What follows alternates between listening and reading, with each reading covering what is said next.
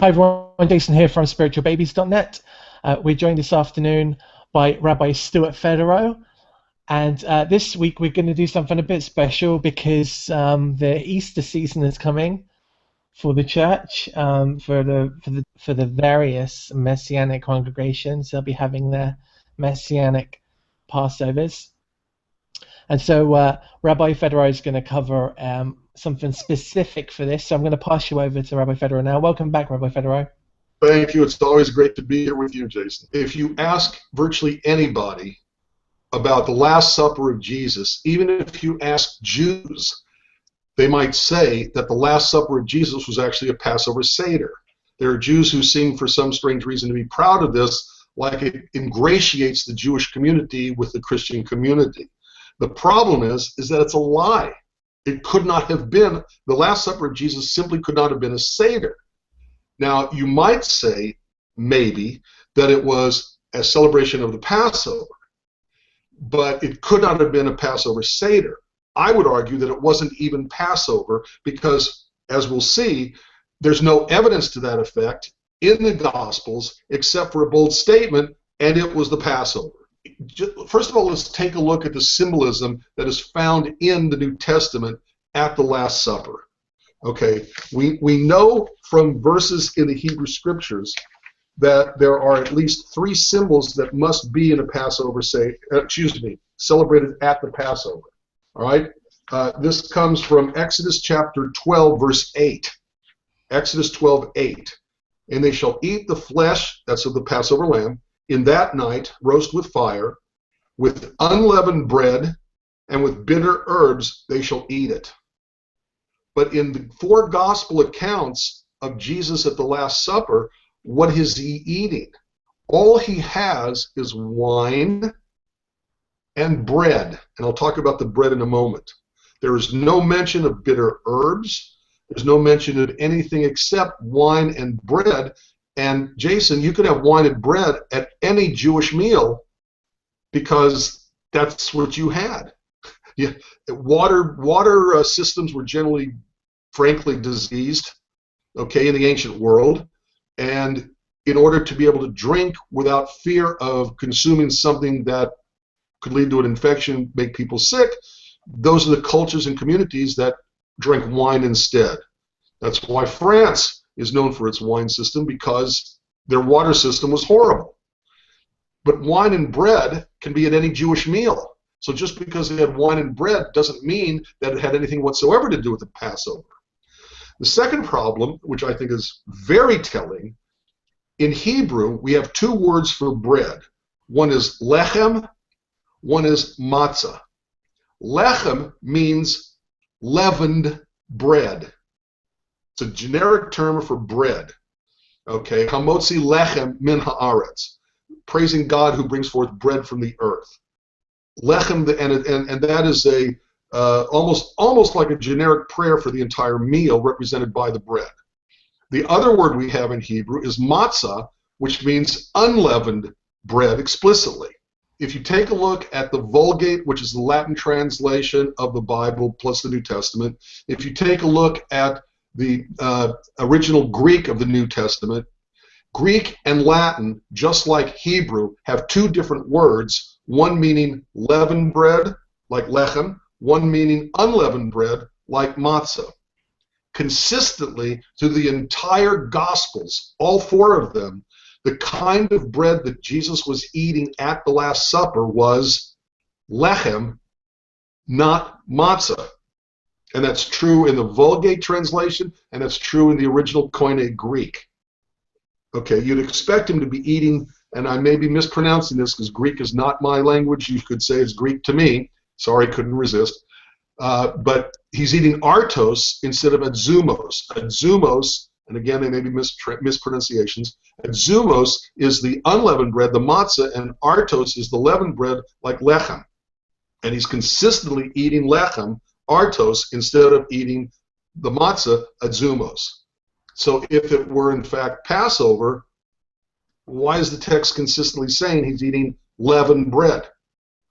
So that alone indicates that it probably wasn't even Passover, and it's only a later tradition that they said that the Last Supper of Jesus happened to be at Passover because they're trying to equate Jesus with a Passover lamb and try to show how what he did was consistent with Judaism. It could not have been the Last Supper. Sorry, the Last Supper could not have also been specifically a Passover Seder. People forget that Jesus lived at the time of the temple. We are told in the book of Deuteronomy, chapter 16, exactly what that ceremony, that ritual entails. It says specifically, observe the month of Aviv and keep the Passover unto the eternal thy God, for in the month of Aviv the eternal thy God brought you out of Egypt by night. You shall therefore sacrifice the Passover unto the eternal thy God of the flock and the herd, in the place which the eternal has chosen to place his name there. And we know that in Deuteronomy, every single time the text says where God chose to place his name, it's a reference to the temple. Then it goes on with verse 3. You shall eat no leavened bread with it. 7 days you shall eat unleavened bread, even the bread of affliction, for you came forth out of the land of Egypt in haste, that you may remember the day when you came forth out of the land of Egypt all the days of your life. Verse 4, and there shall be no leavened bread seen with you in all your coasts 7 days, neither shall there anything of the flesh which you sacrifice the first day at even, keep that in mind, remain all night until the morning. You may not sacrifice the Passover within any of your gates, which the eternal your God gives you. But the place which the eternal your God has chosen to place his name in, again a reference to the temple, you shall sacrifice the Passover at even, okay, at the going down of the sun, at the season when you came forth out of Egypt, and you shall roast and eat it in the place which the eternal your God has chosen, and you shall turn in the morning and go into your tents. The people would, it's a pilgrimage festival, they would come to Jerusalem, they would take a lamb, doesn't have to be a lamb by the way, remember it said herd or flocks, which would include goat.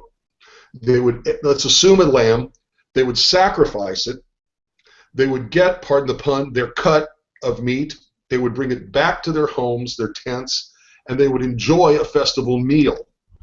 And they would eat it, according to Exodus 12:8, with unleavened bread and bitter herbs, to remind them of the bitterness of slavery and how they had to leave in haste. And that's why the bread was unleavened, which we know also from the book of Exodus. That's what they did in the days of Jesus, because Jesus lived during the temples. And so Jesus, if he was in fact celebrating Passover at all, and that was not merely written into the text at a later date, would go to the temple or send his disciples to the temple, get the Passover lamb, bring it back, eat it with unleavened bread, eat it with maror, bitter herbs, and that was the end of it. The reason why we have a Passover Seder is because the temple fell in the year 70 because of the Romans. When the temple fell, they no longer had the place where the emphasis was to celebrate Passover. Therefore, they invented the Seder to be taking place in the home, and so that they could continue acknowledging and recognizing the Passover.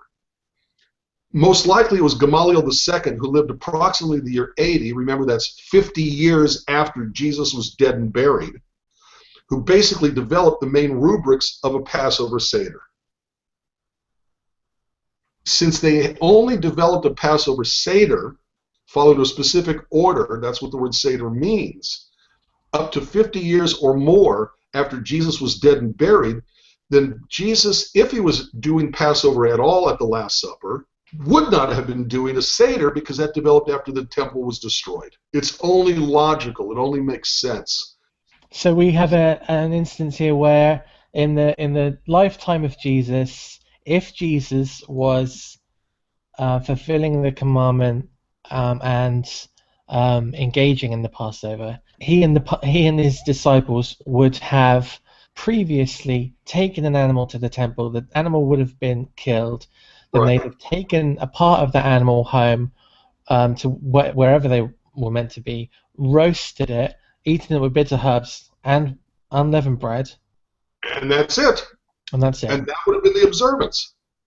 No discussion of Haroset, no discussion of a Hillel sandwich, okay? No discussion of parsley dipped in salt water. No, none of that would have taken place because it hadn't been invented yet.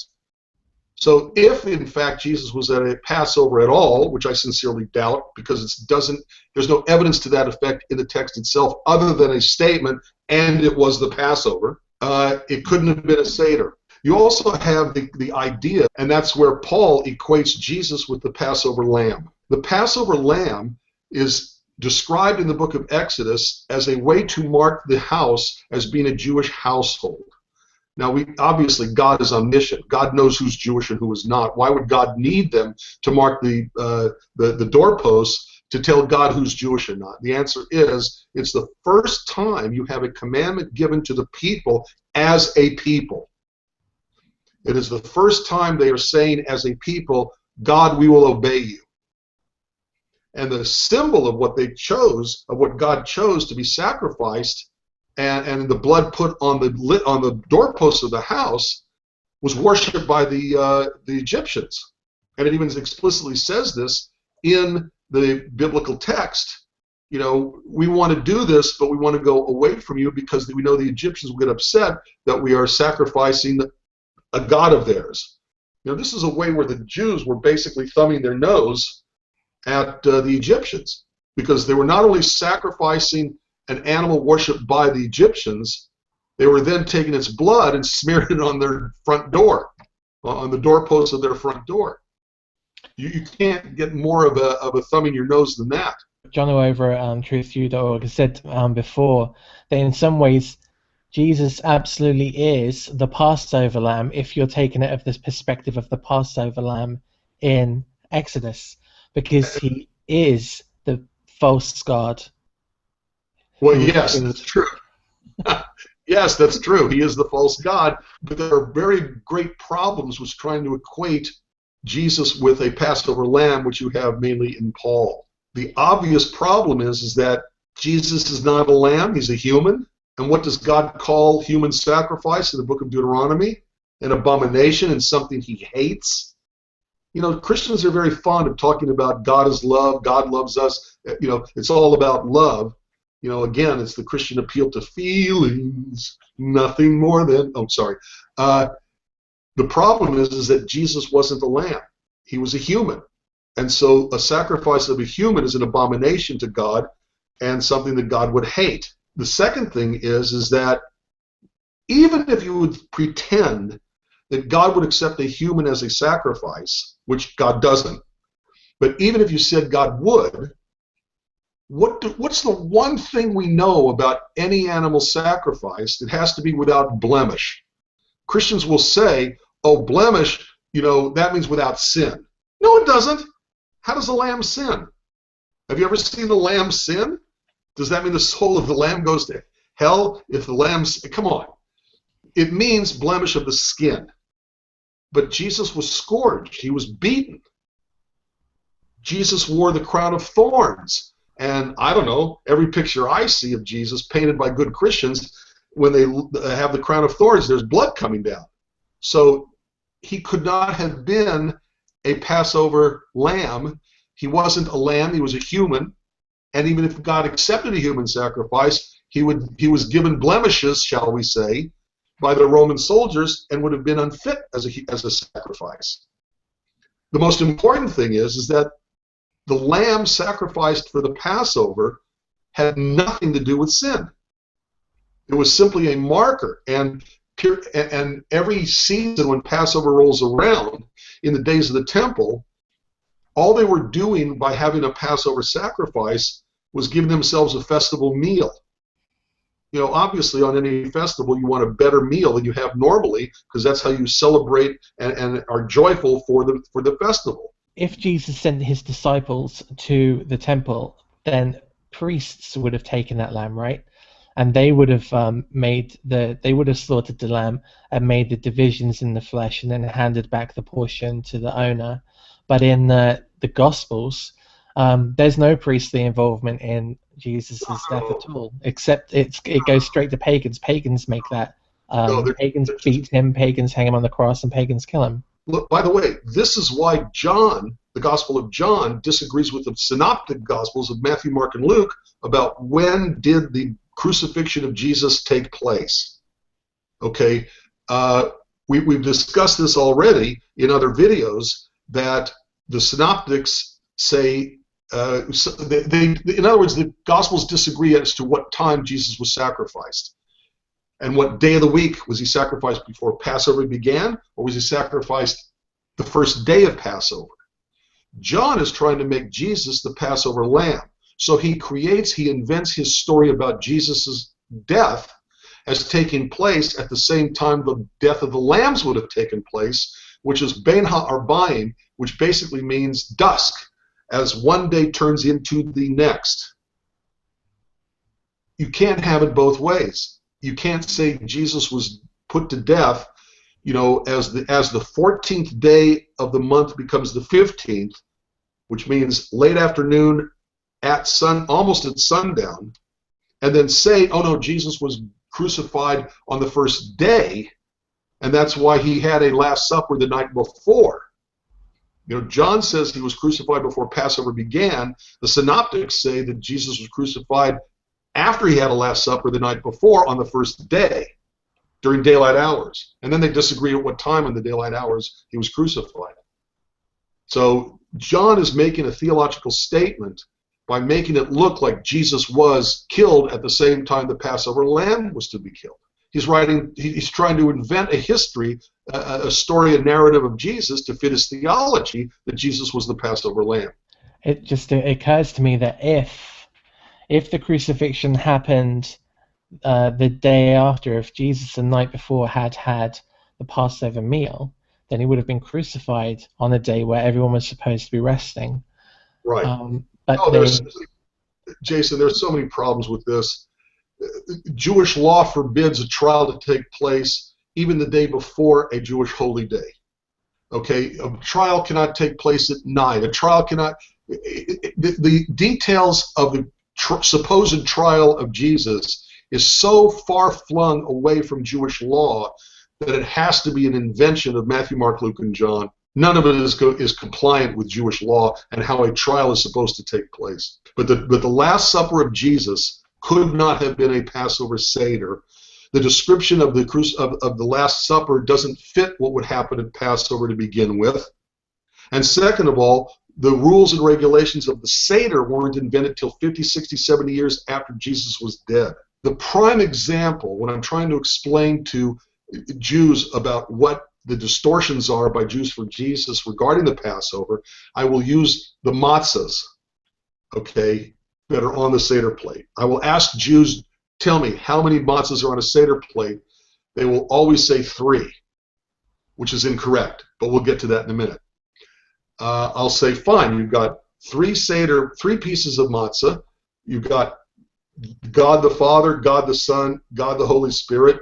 It's the middle matzah, the Son, that is taken out and broken, which of course is the crucifixion. It is hidden away. The children have to go find it, and then it's brought out again. That's the resurrection. And then the children get a quote-unquote ransom for the afikomen, and that's Jesus ransoming himself for the sins of the people or something like that. And when I tell Jews this, they're not acquainted with the perversions of the messianics of our ritual, are astounded by this and disgusted by this. The problem that the messianics don't even seem to be aware of is the whole thing with the matzahs is so far after Jesus was dead and buried to make what they do with the 3 matzahs a joke. And this is somewhat complicated because it's a process over time. If you take a look at the Mishnah, the description of the Seder, you are supposed to use at the Seder 1 full piece of matzah and 1/2 of 1 piece of matzah. Not 3, but 1.5 pieces. You obviously cannot have 2 pieces because if it's called the bread of affliction, the bread of the poor, sometimes translated as, well, if I'm wealthy, I can have 2 full pieces, but if it's the bread of the afflicted, bread of the affliction, then I can't afford a full second piece. Jason, you may remember that for the Sabbath, how many loaves of challah do we have? We have 2. Okay, so you can't. We're all afflicted. We therefore can't afford a full second piece. We have therefore begin with a half piece. Okay. The instructions in the oldest Haggadot that we have is that the half piece of matzah. Remember, there's no middle matzah because there's no third, so you can't have one in the middle. Okay, is broken and set aside. There's not a word in there about hiding it. I've seen Messianic Seders where they talk about a cover for the matzah that has 3 places in it, okay, and that couldn't develop until more than 1,000 years after Jesus was dead and buried. I'll talk about that in a minute. But at any rate, the text of the Mishnah says it is set aside, not hidden, okay? And by the way, you're not dealing with 1/2 of a piece. You're dealing with 1/2 of 1/2 of a piece. So it's now the piece you're hiding is 1/4 of the original piece, if you followed my math. And as you know, I'm horrible at math, but at least that I know I got right. When the time comes for the afikomen to be eaten, they don't have to go hunt for it because it was never hidden to begin with. So how did that happen? What happened is that in the 1600s, so we're talking about 1600 years, more than 1.5 millennia since Jesus was dead and buried, the Jews of Germany were noticing that, frankly, the service was boring to children, and they were falling asleep before the meal was over. So in order to keep them interested, in order to keep them excited, they developed the idea of hiding the afikomen and then giving the child who found it a present for having found it. This is invented 1,600 years later. In some of the Haggadahs of the 1600s, the Haggadahs still indicate, even at that late a date, that a lot of the families were still using 1 1/2 of a piece of matzah. So even at that late date, for many households, it had not yet developed into 2 full pieces. Okay, not even 3 full pieces. You can't take the middle matzah if you're starting out with 1 1/2. So the whole allusion to a Father, Son, and Holy Spirit, you know, the 3 pieces of matzah, couldn't have happened in the days of Jesus, couldn't have happened for more than a millennia after Jesus was dead. But the point is that when the Messianic Seders talk about these things and then Christologize them, make them all about Jesus, okay, it's really foolish because they never had anything to do with Jesus to begin with. Okay, they hadn't been invented before Jesus. In order to be a typology or a foreshadowing of something, the foreshadowing act has to occur or be common before whatever it is it foreshadows. So if the 3 matzahs didn't exist before Jesus was alive, but only 1,600 years afterwards, how could it be made into a foreshadowing except in the minds of Christians who want to see Jesus in everything? I'm struck then that much of what goes into a Messianic Seder is actually based on an orally transmitted idea of practice and procedure and not at all in the text. So these Messianic congregations are building their idea of a Passover around the Talmud. I find that hilarious. Oh, you're absolutely right. I find that hysterically funny. And then they'll say, oh, but we don't follow the religion of men. Okay, but they're more than willing to use the quote-unquote religion of men if it furthers their Christological outlook. There we are, everyone. That was this week's Passover special, if you like. I hope you enjoyed it, and I hope you can head over to whatjewsbelieve.org and have a look at Rabbi Federer's other great stuff, and go and buy his book. It's a fantastic book, Judaism and Christianity: A Contrast. You'll find that it's on all the formats and on Amazon. It's a really awesome book as well, and we've done a whole video series on the proponents of that book. Thank you very much, Rabbi Fedorov, for joining us. You're very welcome. And since this just happened, I now have not only an app on the Android platform, I now have the app on the iPhone platform too. It's called Jewish Mission Control. Rabbi Fedorov, building a media kingdom there of gear. You're building the kingdom. You're building the kingdom, Jason. I'm only doing talking. That's all I'm doing. So thanks for joining us, everyone, and we'll see you again soon. And don't forget to pop over to YouTube and have a look at the other videos we've done together. There's a whole ton of them. There'll be links underneath this video. And we'll see you all again very soon. Bye-bye.